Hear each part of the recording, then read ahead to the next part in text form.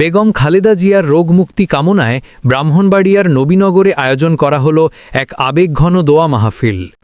উপজেলা বিএনপির নেতাকর্মীদের সরব উপস্থিতিতে মাহফিলে ছিল ভক্তি, ভালোবাসা আর গভীর উদ্বেগের সুর। প্রধান অতিথি অ্যাডভোকেট আব্দুল মান্নান বলেন, খালেদা জিয়া শুধু একজন রাজনীতিবিদ নন, গণতন্ত্রের প্রতীক।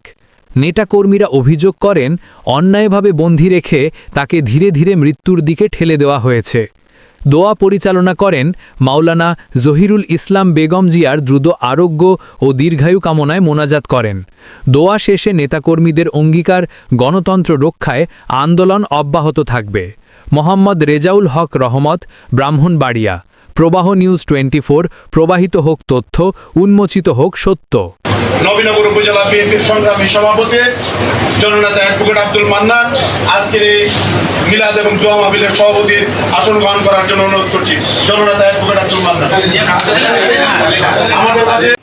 বিসমিল্লাহির রহমানির রহিম। বেগম খালেদা জিয়া হঠাৎ করে অসুস্থ হয়ে এবার হাসপাতালে ভর্তি আছে। আমরা নবীনগর উপজেলা বিএনপি, মূল বিএনপি এবং তার সকল অঙ্গ সংগঠন থেকে আজকে আমাদের দলীয় কার্যালয়ে আমাদের প্রিয় নেত্রী দেশনেত্রী বেগম খালেদা জিয়ার জন্য দোয়া ও মিলাদ মাহফিলের আয়োজন করেছে। গতকালকে আমাদের একটি নির্ধারিত সভা ছিল বিদ্যুৎ 6 ইউনিয়নের, পূর্বাঞ্চল 6 ইউনিয়নের আমাদের নির্ধারিত সভা ছিল। ওই সভাতেও আমরা প্রিয় নেত্রীর জন্য আমরা দোয়া করিয়েছি এবং আসল উপলব্ধির জন্য আমরা আল্লাহ তাআলার কাছে আমরা দোয়া করেছি।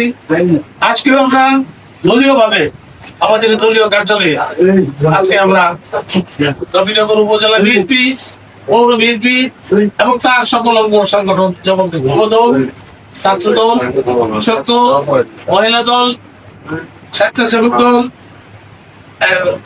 শ্রমিক দল, তাঁতি দল, সমস্ত অঙ্গ সংগঠনের উদ্যোগে আমরা আজকে এই আমার নেত্রীর জন্য আমরা দোয়ার আয়োজন করেছি। আপনারা সবাই আমার নেত্রীর জন্য দোয়া করবেন। আল্লাহ যেন ওনাকে দ্রুত সুস্থ করে দেয়, সুস্থ করে যেন আমাদের মাঝে ফিরে আসে, এই লক্ষ্যে আপনারা দোয়া করাবেন, দোয়া করবেন। কি বলি, আমার বক্তব্য আমি শেষ করছি।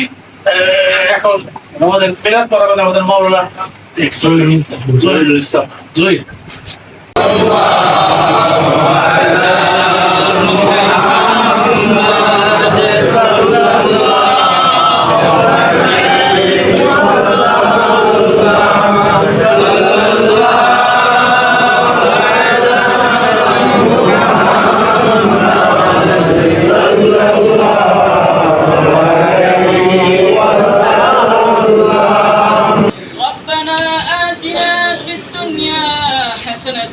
وفي الآخرة حسنة وقنا عذاب النار.